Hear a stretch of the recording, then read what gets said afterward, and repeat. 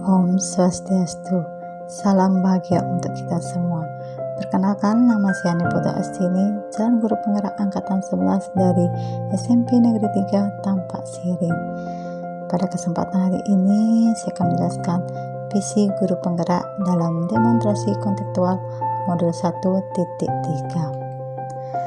Di dalam istilah inquiry appreciative, yaitu merupakan suatu pendekatan manajemen perubahan kolaboratif dan berbasis pendekatan inquiry appreciative bahwa setiap orang memiliki nilai positif yang dapat memberikan kontribusi dan keberhasilan. Inti positif ini merupakan potensi dan aset organisasi.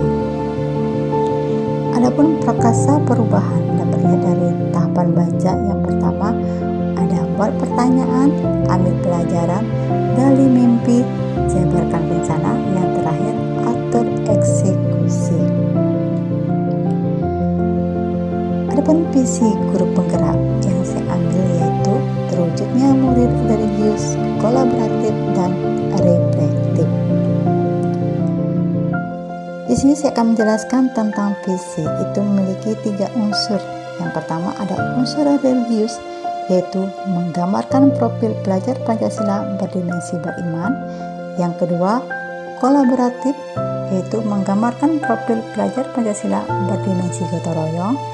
Yang ketiga ada reflektif, menggambarkan profil pelajar Pancasila berdimensi bernalar kritis.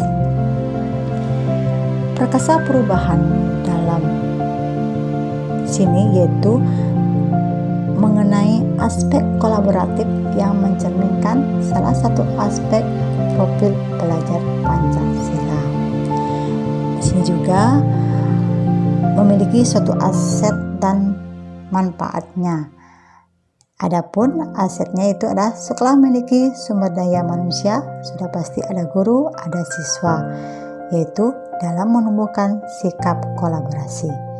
Lingkungan sekolah memiliki budaya yang kental dalam kegiatan gotong royong, yaitu berkelompok. Contoh prakasa dan operasional yang dituangkan dalam tahapan baca yaitu menumbuhkan kolaborasi murid dalam pembelajaran di kelas. Adapun tahapan baca yang pertama yaitu buat pertanyaan. Di sini saya mengambil pertanyaan, apa yang harus saya lakukan agar siswa saya bisa berkolaborasi? Yang kedua, mengapa murid saya tidak bisa berkolaborasi? Di sini saya mengambil tindakan yang pertama, memberikan kuesioner kepada murid yang berisikan tentang pentingnya berkolaborasi. Yang kedua, mengadakan diskusi dengan teman sejawat dan kepala sekolah. Tahapan yang kedua yaitu ambil pelajaran. Di sini ada pertanyaan yang saya buat yaitu siapa yang berhasil menumbuhkan kolaborasi murid?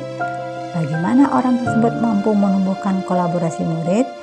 Selanjutnya, aktivitas apa yang mampu menumbuhkan kolaborasi murid? Yang terakhir, keterampilan apa saja yang bisa menumbuhkan kolaborasi murid? Adapun tindakan yang saya lakukan yaitu melakukan diskusi dengan orang yang berhasil menumbuhkan kolaborasi murid, mengidentifikasi langkah-langkah dalam menyiapkan dan menciptakan kegiatan yang mendukung dan menumbuhkan kerja kelompok dalam kelas. Selanjutnya, menjelaskan kepada murid manfaat kerja kelompok dalam pembelajaran. Yang terakhir, mengidentifikasi keterampilan yang digunakan untuk menumbuhkan kolaborasi murid dengan cara kerja kelompok atau gotong royong. Tahapan selanjutnya yaitu gali mimpi. Di sini saya mau pertanyaan, kebiasaan baru apa yang saya lakukan jika kolaborasi murid tumbuh?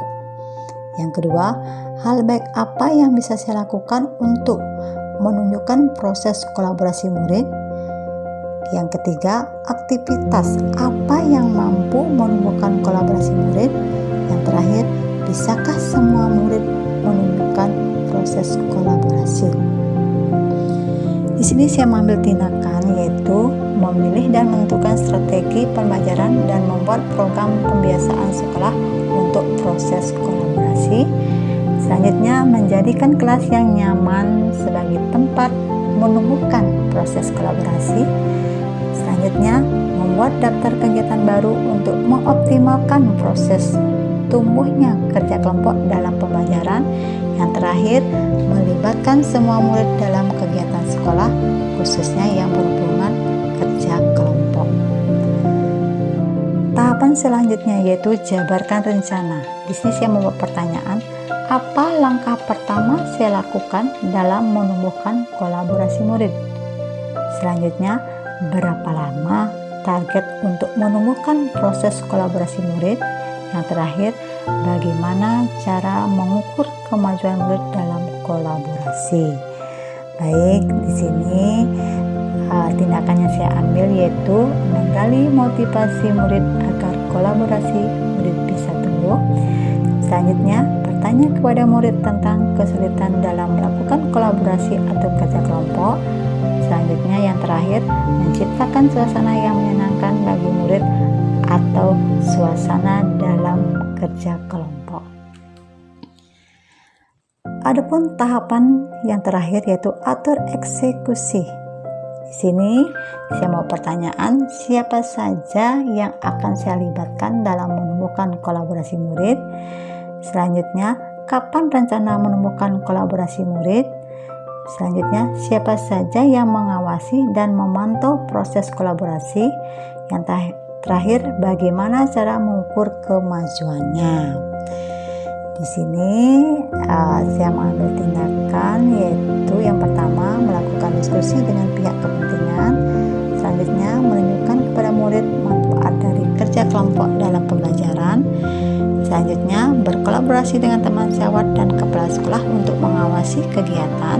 Yang terakhir, melakukan refleksi terhadap kegiatan, menumbuhkan kerja kelompok yang telah